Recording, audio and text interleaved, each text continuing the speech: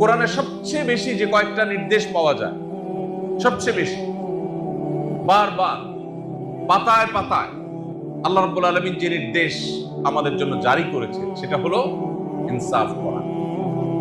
অন্তত 40 বার কোরআনে কারিমে 40 বার আল্লাহ রাব্বুল আলামিন আমাদেরকে ইনসাফ করার নির্দেশ জারি করেছে।